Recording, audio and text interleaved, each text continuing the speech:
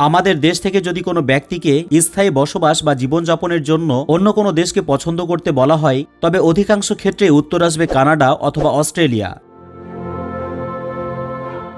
পৃথিবীর বুকে এই দুইটি রাষ্ট্র অধিকাংশ মানুষেরই স্বপ্নের দেশ। মরুচরের এই পর্বে আলোচনার দেশ হল কানাডা। বিশ্বের অন্যতম বৃহত্তম ও উন্নত অর্থনীতির দেশ হল কানাডা। দেশটি টেকসই উন্নয়ন ও সামাজিক অন্তর্ভুক্তির ক্ষেত্রে একটি উদাহরণ হিসেবে বিশ্বব্যাপী বিবেচিত। কানাডা কেবলমাত্র উচ্চ দক্ষ কর্মী বাহিনী ও বিপুল পরিমাণ শক্তি, খনিজ এবং কৃষি সম্পদের দিক থেকেই অনন্য নয়, বরং একটি শক্তিশালী ও আর্থিক ব্যাংকিং খাত, বিদেশি বিনিয়োগের জন্য অনুকূল পরিবেশ এবং মার্কিন যুক্তরাষ্ট্র বা আমেরিকার বাজারের নৈকট্যের সুযোগকেও সাফল্যের সঙ্গে কাজে লাগিয়েছে। 2024 সালের হিসাবে পৃথিবীর 10ম বৃহত্তম অর্থনীতির দেশ হল কানাডা। ওয়ার্ল্ড ইকোনমিক্সের পরিসংখ্যান অনুসারে দেশটির 2024 সালের জিডিপি প্রায় 2.51 ট্রিলিয়ন মার্কিন ডলার। কানাডা উত্তর আমেরিকার একটি প্রভাবশালী দেশ। এর আয়তন প্রায় 99,84,670 বর্গ কিলোমিটার, যা 67টি বাংলাদেশের চেয়েও বড়। এটি পৃথিবীর দ্বিতীয় বৃহত্তম রাষ্ট্র। এত বিশাল আয়তনের দেশ হওয়া সত্ত্বেও এর জনসংখ্যা মাত্র 4 কোটির মতো। অথচ বাংলাদেশের শুধুমাত্র ঢাকা বিভাগেই এর চেয়ে বেশি সংখ্যক মানুষ বসবাস করে, যার পরিমাণ কমপক্ষে 4,42,15,759 জন। যাই হোক, কানাডাতে প্রতি বর্গ কিলোমিটারে 4 জনের মতো মানুষ বসবাস করে। দেশটি পূর্বে আটলান্টিক মহাসাগর থেকে উত্তরে আর্কটিক মহাসাগর পর্যন্ত এবং পশ্চিমে প্রশান্ত মহাসাগর পর্যন্ত প্রসারিত। বিশাল সামুদ্রিক ভূখণ্ড থাকার কারণে বিশ্বের দীর্ঘতম উপকূল রেখা এই দেশটিতেই রয়েছে, যা কিনা 2,43,042 কিলোমিটার দীর্ঘ। একজন প্রাপ্তবয়স্ক সুস্থ মানুষ যদি 1 সেকেন্ডও অন্য কোনো কাজে ব্যয় না করে কানাডার উপকূল ধরে হাঁটতে থাকে, তবে মোট উপকূল পাড়ি দিতে তার সময় লাগবে 5.5 বছর। আর সে যদি খাওয়া দাওয়া, ঘুম এসবে দিনে 12 ঘন্টা ব্যয় করে আর বাকি 12 ঘন্টা যদি হাঁটতে থাকে, তবে এই উপকূল পাড়ি দিতে তার সময় লাগবে 11 বছর। শুধু তাই নয়, পৃথিবীর দীর্ঘতম স্থল সীমান্ত হল কানাডা ও যুক্তরাষ্ট্রের সীমান্ত, যা 8,891 কিলোমিটার দীর্ঘ। এটি বিশ্বের সবচেয়ে দীর্ঘস্থায়ী ও শান্তিপূর্ণ আন্তর্জাতিক সীমানা হিসেবেও পরিচিত। এই সীমান্তে শুরু হয়েছে আটলান্টিক মহাসাগরে আর শেষ হয়েছে প্রশান্ত মহাসাগরে। মজার বিষয় হল, এই সীমান্তে কোনো নিরবচ্ছিন্ন বেড়া বা প্রাচীর নেই। সীমান্তের কিছু নির্দিষ্ট অঞ্চলে ছোট আকারের কাঁটাতারের বেড়া বা কিছু বাধা দেওয়া আছে, যা সীমান্ত চৌকি বা চেকপয়েন্টের নিরাপত্তা নিশ্চিত করে। তবে পুরো সীমান্ত বরাবর কোনো প্রকার বড় প্রাচীর বা বাধা নির্মাণ করা হয়নি। এটি প্রমাণ করে যে কানাডা ও যুক্তরাষ্ট্রের মধ্যে একটি শান্তিপূর্ণ ও বন্ধুত্বপূর্ণ সম্পর্ক বিদ্যমান। কানাডার চারপাশে যুক্তরাষ্ট্র বাদে অন্য কোনো দেশের স্থল সীমান্ত নেই। সেই হিসাবে শুধুমাত্র যুক্তরাষ্ট্রই কানাডার একমাত্র প্রতিবেশী দেশ। কানাডার অনেক দ্বীপ রয়েছে যা অন্য দেশের খুবই কাছাকাছি অবস্থিত। তবে এই দ্বীপগুলি মূল ভূখণ্ডের সাথে যুক্ত না থাকায় সেই দেশগুলোকে প্রতিবেশী দেশ হিসেবে গণ্য করা হয় না। তবে এই দ্বীপগুলিকে যদি মূল ভূখণ্ডের সাথে যুক্ত করে বিবেচনা করা হয়, তবে কানাডার প্রতিবেশী দেশ হিসেবে গ্রিনল্যান্ড অর্থাৎ ডেনমার্কে বিবেচনা করা যাবে। কানাডার রাজধানী হল অটোয়া এবং এর 3টি বৃহত্তম মেট্রোপলিটন এলাকা হল টরন্টো, মন্ট্রিল এবং ভ্যাঙ্কুভার। দেশটি 10টি ফেডারেটেড রাজ্য এবং 3টি ফেডারেল অঞ্চল নিয়ে গঠিত। চিত্রে পৃথিবীর মানচিত্রে যে দেশগুলোকে নীল রং করা আছে, সেগুলোতে কানাডিয়ান দূতাবাস বা হাই কমিশন রয়েছে। পৃথিবীর সেরা বসবাসযোগ্য শহরগুলোর মধ্যে কানাডার বেশ কয়েকটি শহর নিয়মিতভাবে শীর্ষস্থান দখল করে। EIU এর গ্লোবাল লাইভেবিলিটি র্যাঙ্কিং 2024-এর প্রতিবেদন অনুসারে শীর্ষ 12টি শহরের ভেতর 3টি শহরই কানাডার। এগুলো হল ক্যালগারি, ভ্যাঙ্কুভার এবং টরন্টো।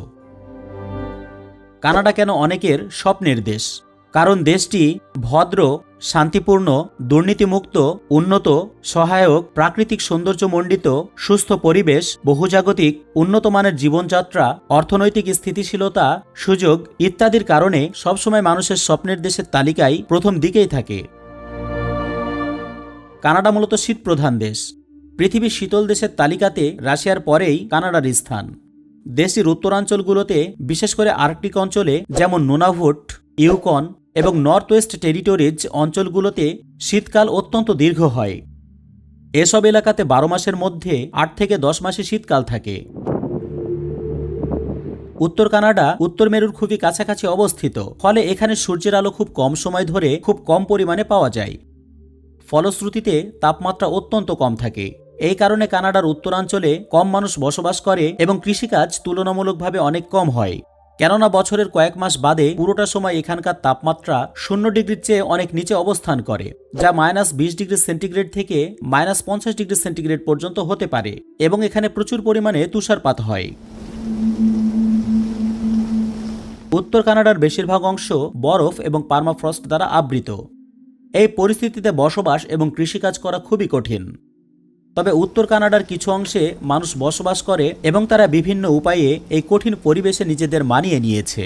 উদাহরণস্বরূপ, তারা উষ্ণ পোশাক পরে, ঘরগুলো ভালোভাবে গরম রাখে এবং শীতকালীন কার্যকলাপে অংশগ্রহণ করে।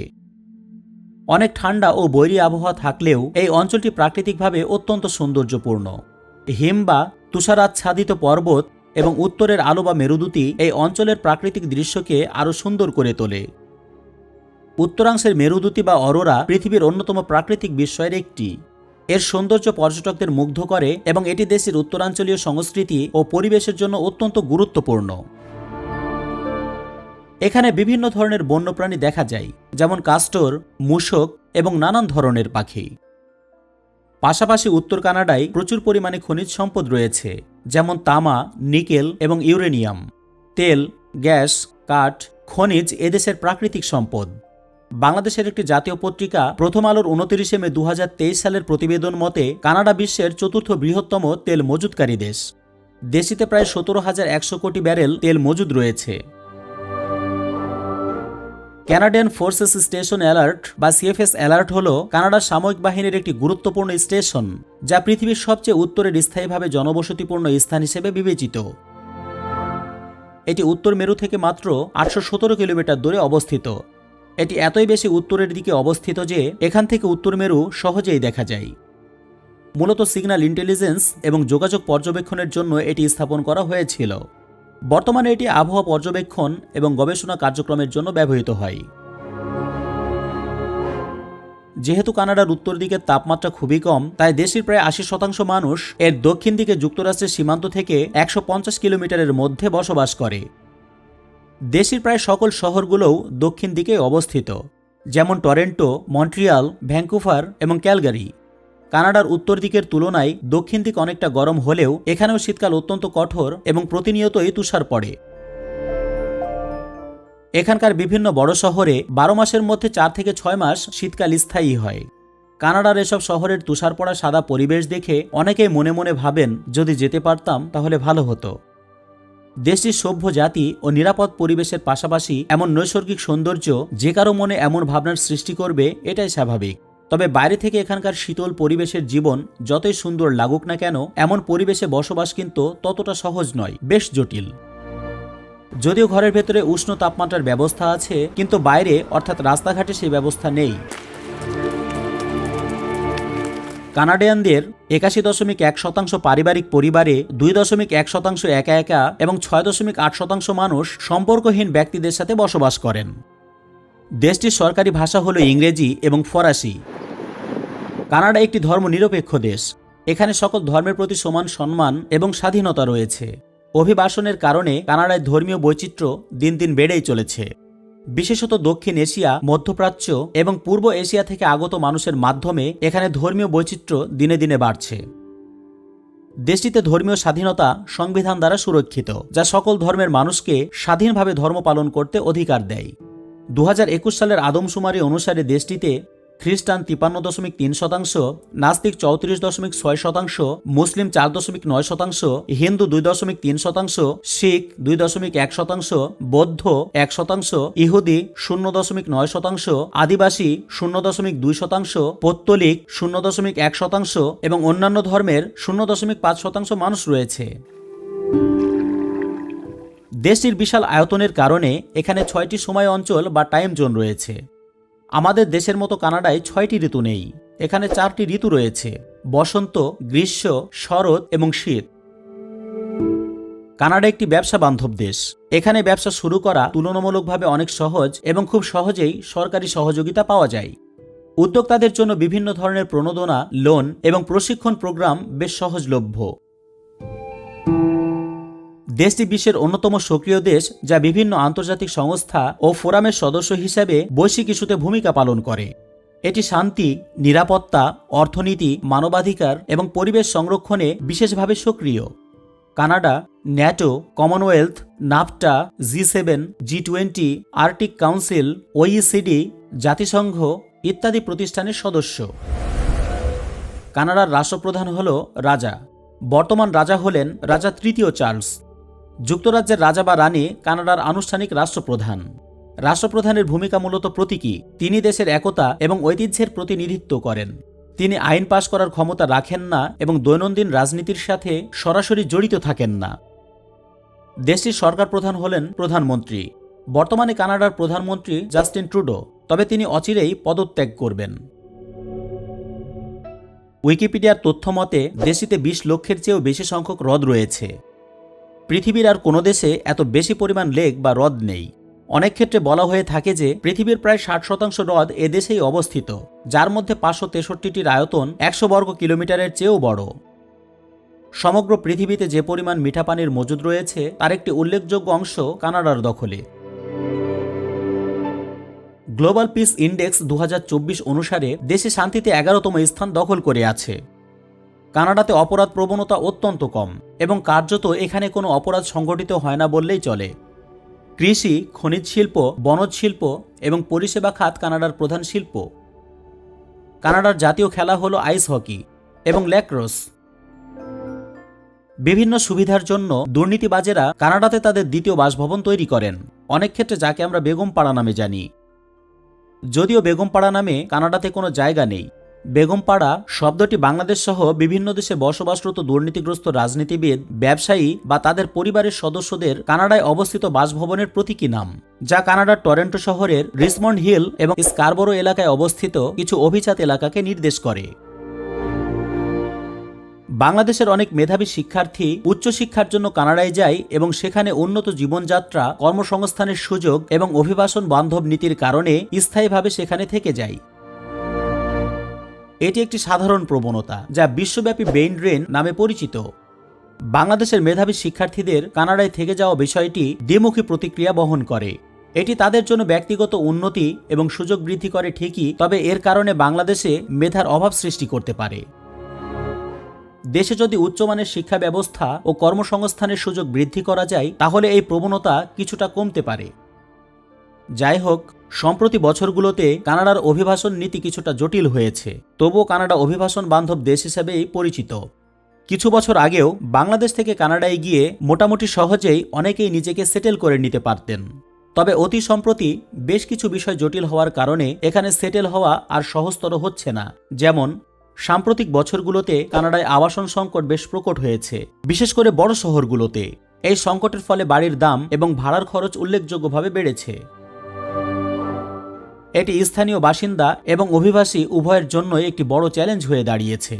টরন্টো ও ভ্যাঙ্কুভার, কানাডার এই দুইটি শহর বাড়ি ভাড়ার খরচের দিক থেকে শীর্ষ স্থানে রয়েছে।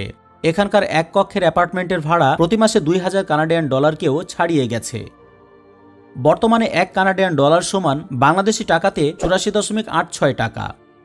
2023 সালের তথ্য অনুযায়ী কানাডার জাতীয় গড় ভাড়া আগের বছরের তুলনায় 10 থেকে 20% বেড়েছে। ভাড়ার ক্রমাগত বৃদ্ধির কারণে কম আয়ের মানুষদের জন্য সাশ্রয়ী বাসস্থান পাওয়া প্রায় অসম্ভব হয়ে পড়েছে। কানাডার অর্থনৈতিক চ্যালেঞ্জ ও মুদ্রাস্ফীতি, পরিবেশ নীতি ও জলবায়ু পরিবর্তন, উচ্চ অভিবাসনের হার এবং আবাসন সংকট সহ আরও বেশ কিছু কারণে কানাডার প্রধানমন্ত্রী জাস্টিন ট্রুডো পদত্যাগের ঘোষণা দেন। বাংলাদেশের সামাজিক যোগাযোগ মাধ্যমগুলোতে সরকার প্রধান কতটা ভদ্র, নিরহংকার ও জনগণের বন্ধু হতে পারে তার উদাহরণ দিতে গিয়ে জাস্টিন ট্রুডোকে উল্লেখ করা হতো। 2025 সালের 6 জানুয়ারি তিনি কানাডার প্রধানমন্ত্রী ও লিবারেল পার্টির নেতার পদ থেকে সরে দাঁড়ানোর ঘোষণা দেন। তবে দলের নতুন নেতা নির্বাচন করার পর দলীয় প্রধান ও প্রধানমন্ত্রীর পদ থেকে তিনি ইস্তফা দেবেন। OECD 2022 সালের রিপোর্ট অনুযায়ী কানাডা বিশ্বের সবচেয়ে শিক্ষিত দেশগুলোর মধ্যে একটি। কানাডিয়ান প্রাপ্তবয়স্কদের মধ্যে 56% অন্তত একটি আন্ডার গ্রাজুয়েট কলেজ বা বিশ্ববিদ্যালয়ের ডিগ্রি অর্জন করেছেন। এদেশের শিক্ষা ব্যবস্থা খুবই উন্নত এবং আন্তর্জাতিক শিক্ষার্থীদের জন্য উপযুক্ত পরিবেশ সৃষ্টি করেছে। তাই তো পৃথিবীর বিভিন্ন দেশের মেধাবীরা উচ্চশিক্ষা গ্রহণ করার জন্য কানাডাতে আসেন। কানাডার বিখ্যাত কিছু বিশ্ববিদ্যালয় হল University of Toronto, McGill University, University of British Columbia, University of Alberta, University of Waterloo, University of Montreal, Queen's University ইত্যাদি। কানাডা যুক্তরাজ্য থেকে স্বাধীনতা অর্জন করে, তবে কানাডা সরাসরি কোনো যুদ্ধের মাধ্যমে স্বাধীনতা অর্জন করেনি, বরং এটি ধাপে ধাপে ব্রিটেনের কাছ থেকে স্বায়ত্তশাসন এবং স্বাধীনতা পেয়েছে। 1867 সালে কানাডা একটি স্বশাসিত দেশ হিসেবে গঠিত হয় এবং 1982 সালে এটি সম্পূর্ণ স্বাধীনতা লাভ করে। কানাডায় বেশ কিছু স্থাপনা ও স্থান রয়েছে যা বিশ্বব্যাপী জনপ্রিয় এবং পর্যটকদের কাছে আকর্ষণীয়, যেমন নায়াগ্রা জলপ্রপাত। নায়াগ্রা জলপ্রপাত নিঃসন্দেহে কানাডার সবচেয়ে জনপ্রিয় পর্যটন স্থান। এই বিশাল জলপ্রপাতের সৌন্দর্য দেখার জন্য প্রতি বছর লক্ষ লক্ষ পর্যটক এখানে আসেন। আপনি কখনো এখানে গেলে নৌকা করে জলপ্রপাতের খুবই কাছাকাছি যেতে পারবেন। রকি পর্বতমালা। রকি পর্বতমালা কানাডার পশ্চিমাংশে অবস্থিত একটি বিশাল পর্বতমালা।